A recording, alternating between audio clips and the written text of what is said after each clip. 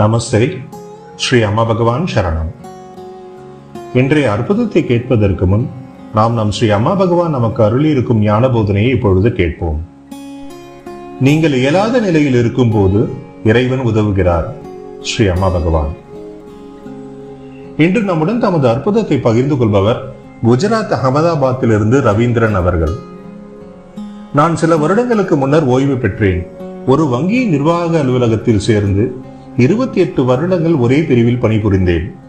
அதனால் எனக்கு வேறு எந்த துறையிலும் அனுபவமும் செயல் ஞானமும் சிறிதும் இல்லை.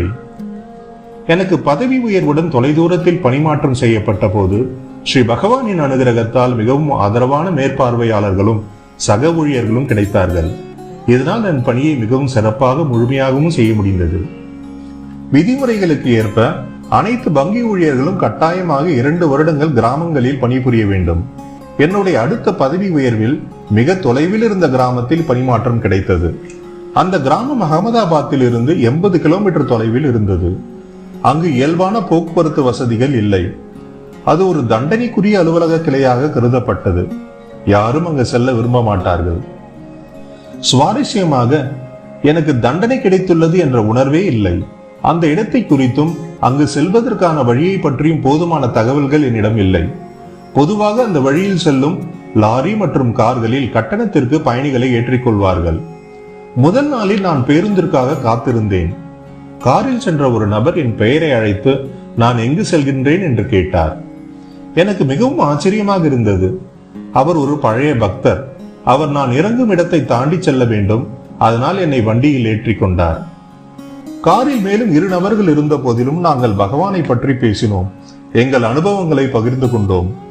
சிறிது நேரம் கழித்து மற்ற 2 பயணிகளிடம் உரையாடினேன். நான் பொறுப்பேற்க இருந்த அலுவலகத்தில் அவர்கள் இருவரும் பணிபுரிபவர்கள். அது மிகவும் அழகான அனுபவமாக இருந்தது. இந்த கிளை முறைகேடுகள் நிறைந்தது. மேலும் பல வருடங்கள் நஷ்டத்தில் செயல்பட்டு வந்ததால் எனக்கு மிகவும் கலக்கமாக இருந்தது. நான் ஸ்ரீ பகவானிடம் என் உணர்வை பகிர்ந்து கொண்டேன். அவர் புன்னகை செய்தார். அலுவலக கிளை மேலாளராக இதுவே எனக்கு முதல் அனுபவம். எனக்கு கீழ் பணிபுரிபவர்களும் வாடிக்கையாளர்களும் என் அலுவலக பணி நன்றாக நிகழ்வதற்கு உதவி செய்தனர். நன்றாக செயல்பட்டதற்காக எங்கள் கிளைக்கு முதல் முறையாக ஊக்கத்தொகை வழங்கி சிறப்பித்தது வங்கி. ஊழியர்கள் மற்றும் வாடிக்கையாளர்களின் முழு ஆதரவால் எங்கள் கிளை எல்லா வகையிலும் நன்றாக செயல்பட்டது. 2014-2015 ஆண்டில் இந்தியாவில் மிக சிறப்பாக செயல்புரியும் முதல் 22 கிளைகளில் எங்கள் கிளை தேர்ந்தெடுக்கப்பட்டது என்னை ஆச்சரியத்தில் ஆழ்த்தியது. அந்த சிறப்பு பட்டியலில் குஜராத்திலிருந்து அறிவிக்கப்பட்ட ஒரே கிளை எங்களுடையது மட்டுமே. வங்கி மேற்பார்வையாளர் மற்றும் ஊழியர்கள் சிறந்த பணிக்காக பாராட்டப்பட்டனர். இறைவனின் அனுகிரகத்தால் நான் சில நாட்கள் துபாய் அனுப்பப்பட்டேன். இதை நான் எதிர்பார்க்கவில்லை. இது ஒரு மிகப்பெரிய அற்புதம். அற்புதங்கள் இங்கு முடியவில்லை.